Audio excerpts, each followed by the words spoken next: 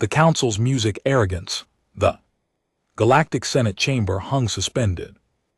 In the void between star systems, massive structure built from crystalline alloys that had witnessed 10,000 years of diplomatic history inside its main hall, representatives from 47 different species gathered under the soft glow of bioluminescent panels. The air carried the mixed sense of various atmospheric preferences, filtered and balanced by ancient environmental systems that had never failed. Today's session had drawn an unusually large crowd, and the tension in the chamber was unmistakable. At the center of the circular chamber stood a raised platform where the elders held their position. These were not elected officials, but rather beings who had earned their place through centuries of service and wisdom. Among them, Elder Keeper Thalos stood taller than most, his species having evolved on a high-gravity world. His skin bore the silver-blue hue of age, marked with patterns that told stories of conflicts resolved and disasters averted. When Thalos moved forward to address the assembly, even the most powerful ambassadors fell silent out of habit, though many did so with barely concealed impatience. The session had been called specifically to address what many council members referred to as the human situation. Humanity had entered the galactic stage only 300 years prior, remarkably short time by the standards of civilizations that measured their histories in millennia.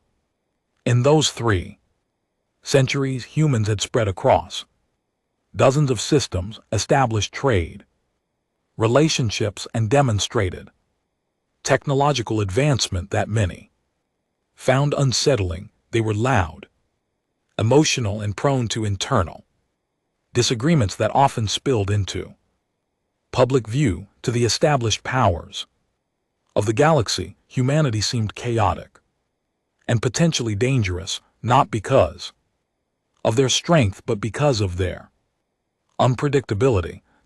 Nas began speaking, his voice carrying the weight of genuine concern rather than political posturing.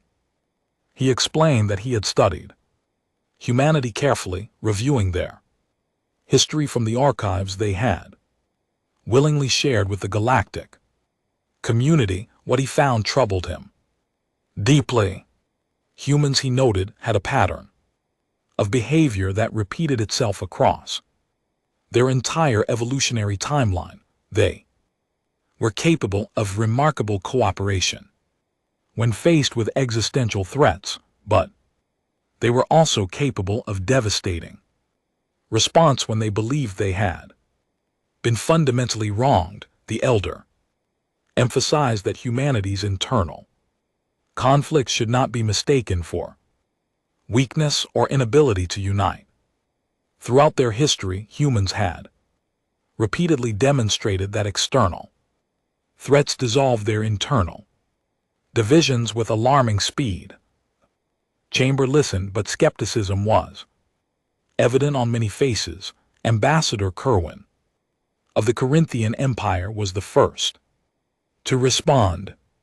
His species had built one of the largest military forces in known space, having conquered or absorbed 17 different civilizations over the past 2 millennia. Carowin's exoskeleton gleamed under the chamber lights as he rose to speak. He acknowledged Thalos with a gesture of respect, but his words carried a different message entirely. Humans, he argued, were fragmented across too many worlds with too many competing interests. Their military vessels were impressive by primitive standards, but they lacked the coordination and resources to challenge any major galactic power. Their economy depended heavily on trade relationships that could be severed at any moment. Carwinan suggested that humanity needed guidance structure and clear boundaries to prevent them from becoming a destabilizing force in the galaxy.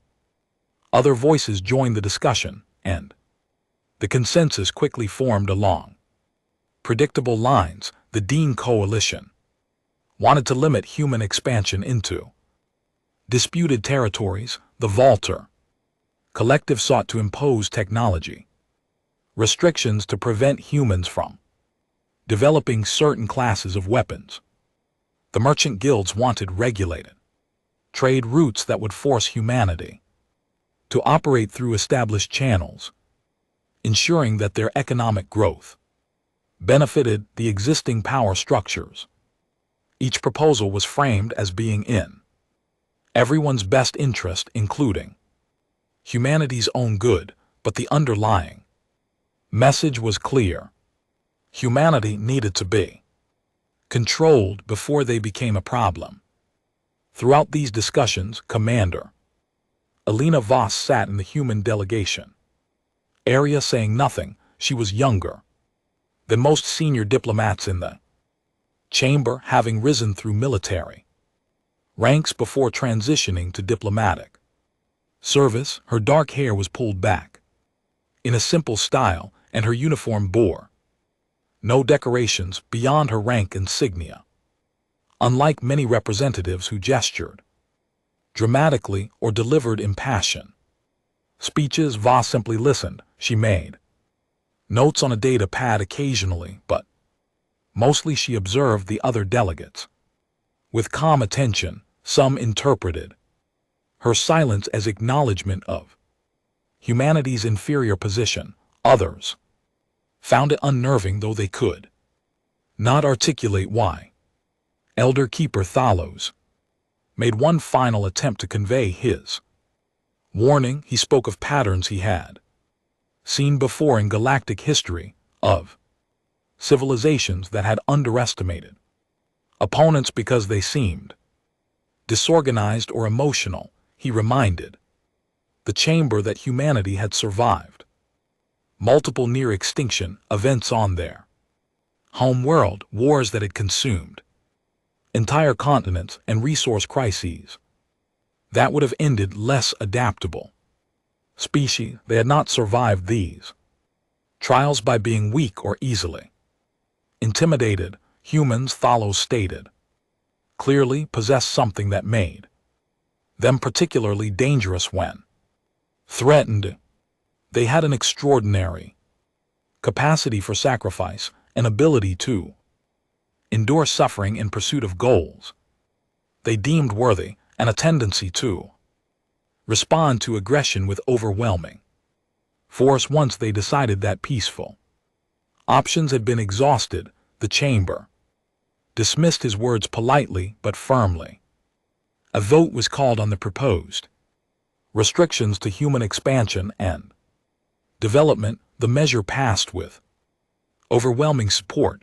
Only a handful of smaller civilizations abstained, and none voted against it. The decision was recorded into official galactic law. Humanity would be required to submit colonization plans for approval, limit military vessel production to specific quotas, and accept observers in their shipyards and research facilities.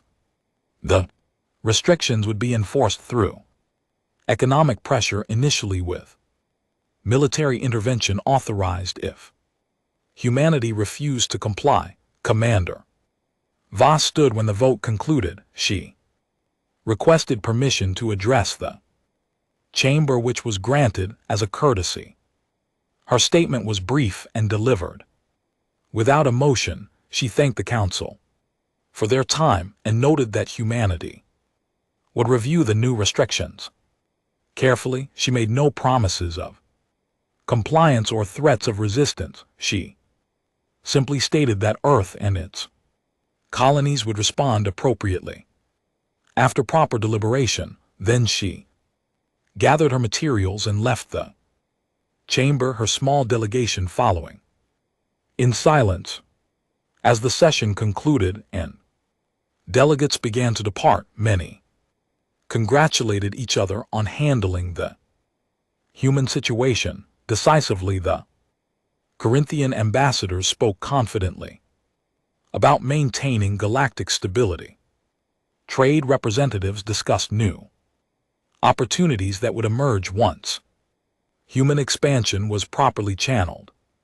Security officials planned the deployment of monitoring stations near human space. Throughout these conversations, there was an underlying assumption that humanity would adapt to their new reality because they had no other choice. Elder Keeper Th Nas remained on the platform long after most others had left. He stood alone, looking out at the empty chamber, his expression troubled. A junior aide approached hesitantly, asking if the elder needed anything. Thanos shook his head slowly. The aide then asked if the elder truly believed humanity would react as dangerously as he had suggested. Thanos turned to face the younger being, his ancient eyes reflecting both sadness and certainty. He replied that he did not believe it. He knew it. History, he said, had a way of repeating itself, especially when those in power refused to learn from it. Far from the Senate chamber, in the command center of humanity's primary orbital station above Earth, Commander Voss transmitted her report. The response from Earth's leadership was immediate and concise. Emergency protocols were activated across all human-controlled systems. Messages marked with the highest security classifications began flowing to military commanders, research directors, and colony administrators. These were not messages of panic or angry rhetoric. They were operational orders written in the calm, precise language of people who had already anticipated this moment and prepared for it. Humanity had hoped for cooperation and mutual respect, but they had always known that hope was not a strategy. Now they would implement the plans they had hoped never to use. The galaxy had made its decision. Soon humanity would reveal the consequences of that choice. The breaking point, the colony of New Terra, existed in a region of space that seagraphers had marked as unremarkable. Its star was stable and middle-aged, providing consistent warmth to 3 habitable worlds. Humans had settled the second planet 2 generations earlier, transforming barren valleys into agricultural zones and establishing research stations that studied the unique crystalline formations found deep in the planet's crust. The colony had grown steadily, reaching a population of nearly 2 million people who had built lives far from Earth. They were farmers, scientists, teachers, and engineers who had chosen frontier life not for adventure but for the opportunity to build something new. New Terra was peaceful, productive, and exactly the kind of target that predators recognized as vulnerable. The Corinthian Empire had been watching New Terra for months, analyzing its defenses and measuring its strategic value. To the Corinthian military command, the colony represented an ideal opportunity to demonstrate the consequences of human noncompliance with the new galactic restrictions.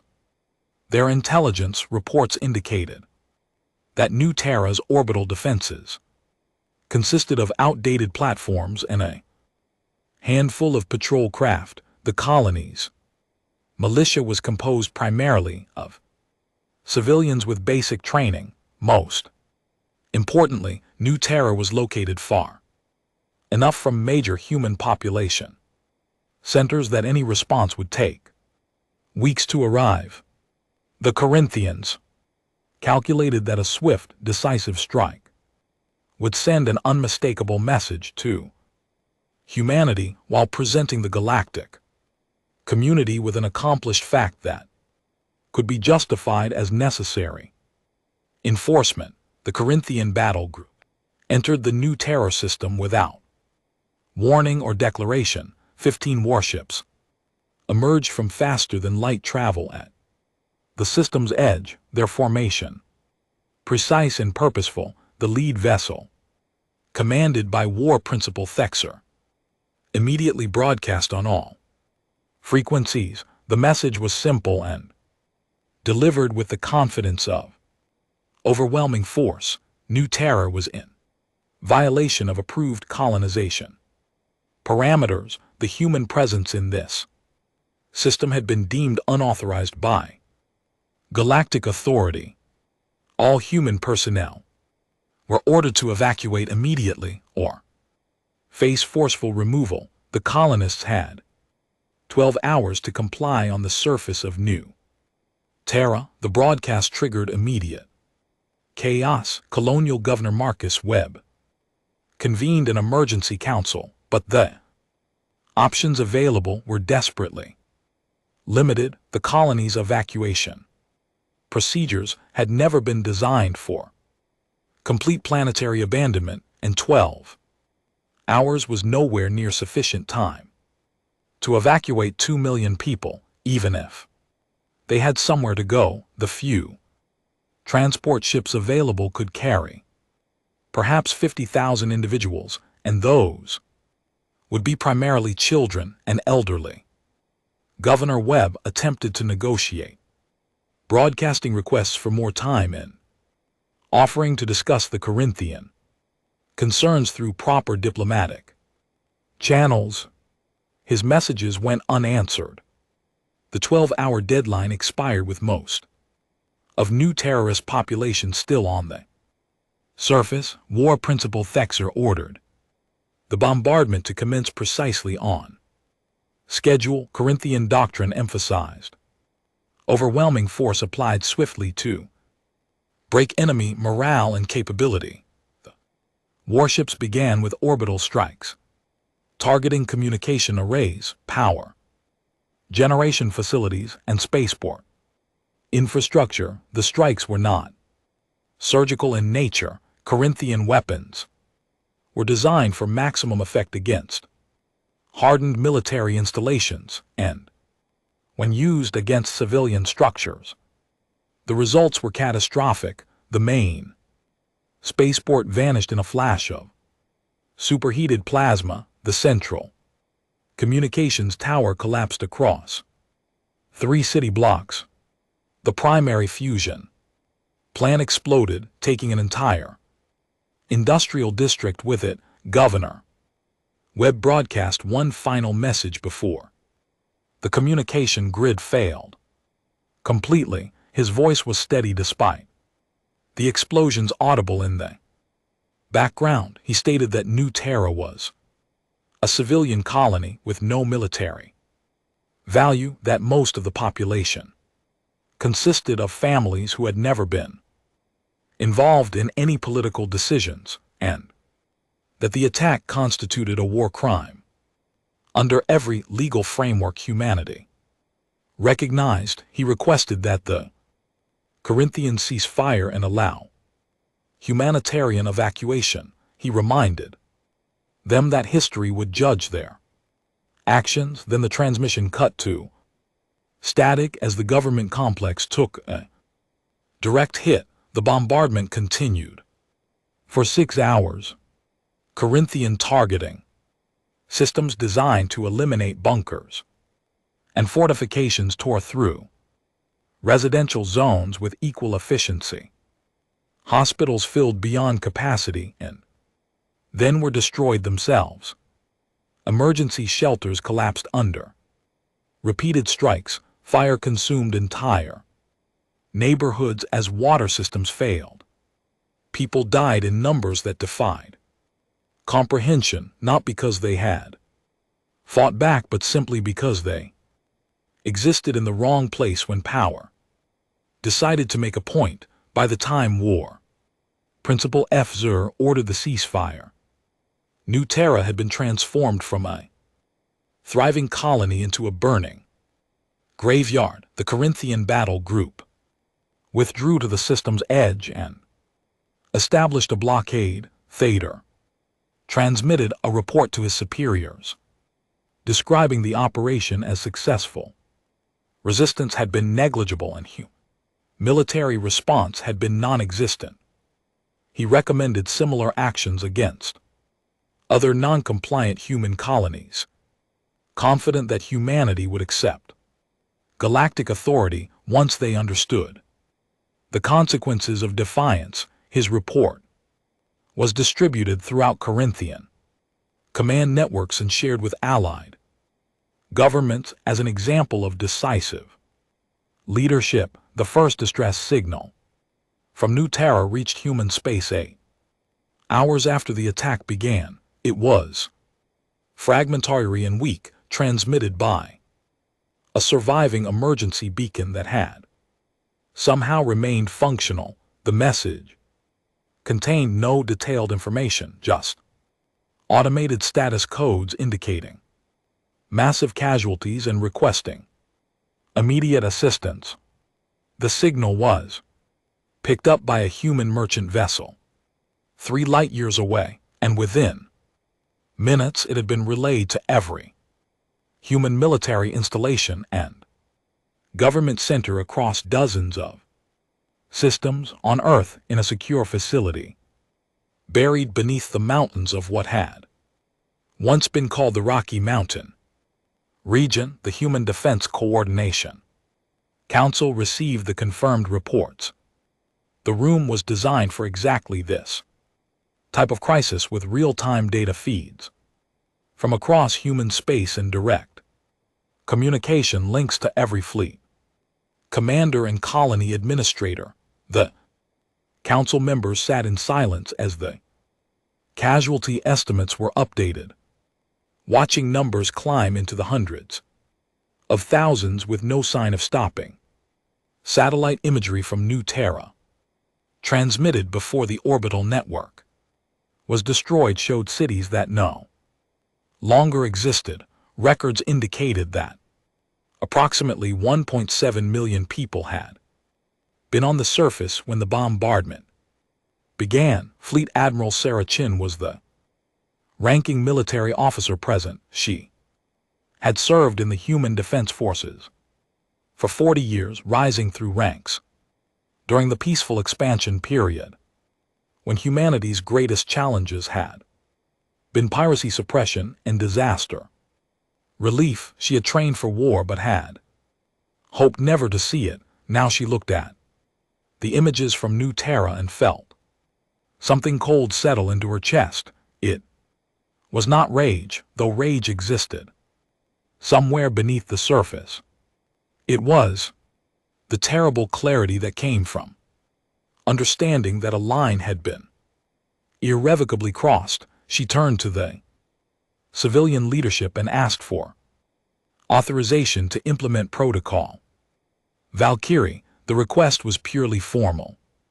Everyone in the room knew the decision had already been made. Protocol Valkyrie had been developed decades earlier by human strategists who understood that humanity's position in the galaxy was precarious. Humans were newcomers among ancient civilizations, and they lacked the vast resources and established power bases of the elder races. Any conventional war would be a slow, grinding defeat. Therefore, Protocol Valkyrie was designed around different principles entirely.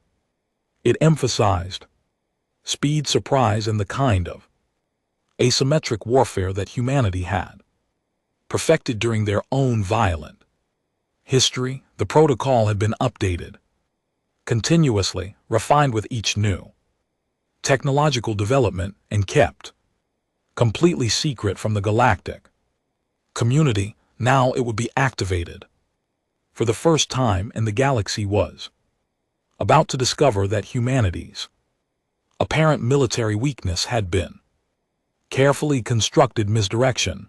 The authorization came through within the hour. Admiral Chin issued the first set of orders using quantum encrypted channels that the Corinthians did not even know existed across human space. Warships that had been dispersed and seemingly engaged in routine patrol duties began moving toward predetermined coordinates. These were not the vessels that the galactic community had cataloged and dismissed as inadequate.